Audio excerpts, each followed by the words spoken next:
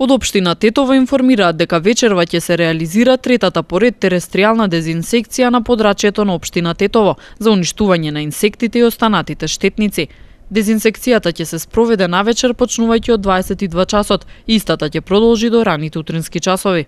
Од општината апелираат сите граѓани кои одгледуваат пчели да ги превземат сите заштитни мерки, што подразбира затворање на кутиите со обезбедено доволно вода за пиење и задржување на истите заклучени 5 до 6 часа по третирањето на подрачјето.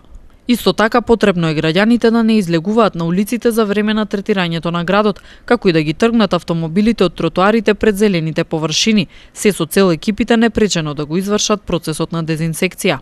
Дезинсекцијата во овој временски период се врши воглавно поради превенција од болеста син јазик, која зафати поголем дел од добитокот, особено во источниот дел од земјава.